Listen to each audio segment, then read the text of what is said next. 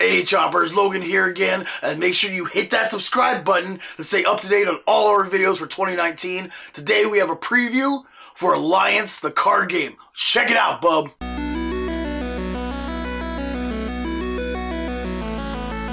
Alliance, the card game is a head-to-head battle game in which two players take on the roles of opposing factions, trying to decrease the health of the other team's leader.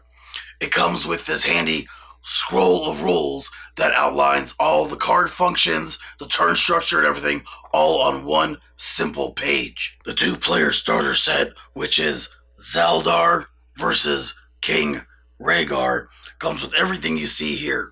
Two 35-card decks for each player, an assortment of tokens to keep track of life on your cards, and a six-sided gold and blue metal die for rolling during battle. Each player's 35-card deck is made up of 1 leader, 4 generals, and 30 units.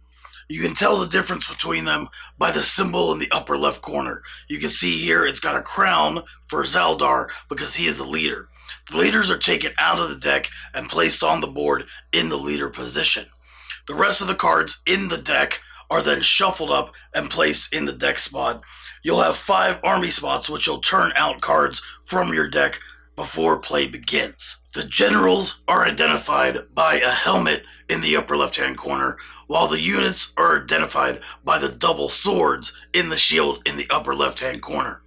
The basic card setup is that it shows if it's either melee or ranged, which doesn't really come into play during the starter set basic game. It's going to be expanded rules that are in the advanced game and in stretch goals later on during the campaign. Other identifiers on the cards are the type. Here you can see this is the mage symbol shown by the little spell there, and the health points in the lower right hand corner. Here you can see Zaldar has 25 health. You also have a little text box with some descriptive background of the character, and below that this is your attack box here. You'll have a number that you'll roll on the dice, and if you hit that number for an attack, you'll do this much damage to the opponent in the attack.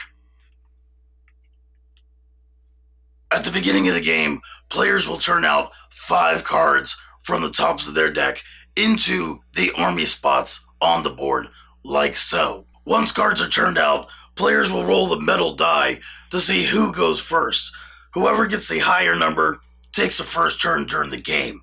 If both players tie, you just roll again, bub, till you determine a first player. A player's turn consists of 2 phases, the placement phase and the battle phase.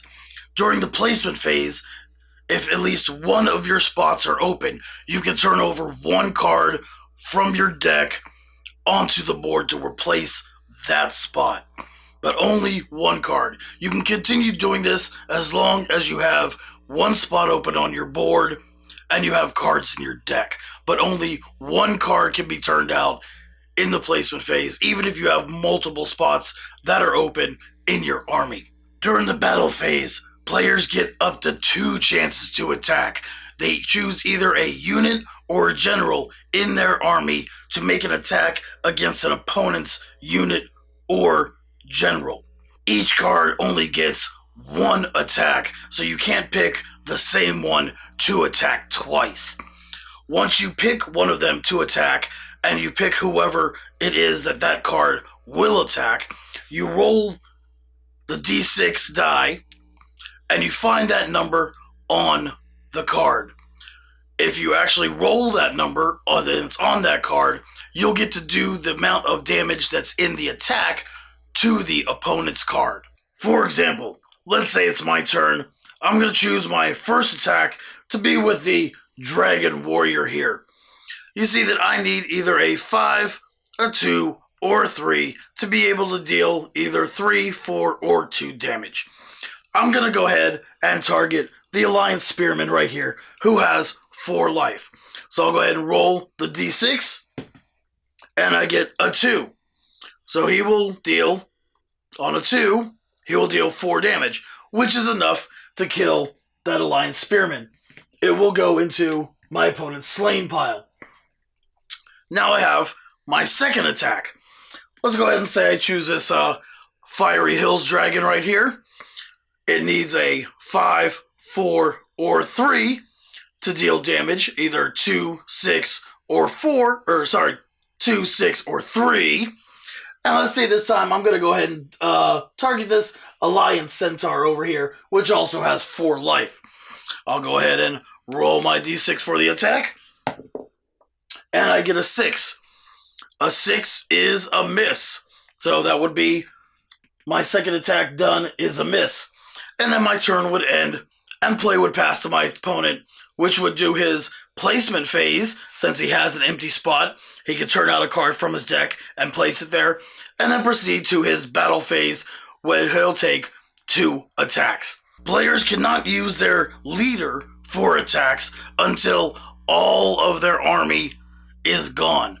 They also cannot be attacked by the opponent's creatures until all of their stuff is gone. So leaders are your last-ditch effort in order to try to win the game. Once you have eradicated the opponent's leader, or your leader gets eliminated, because sometimes them's the breaks, bub, you find out who wins the game.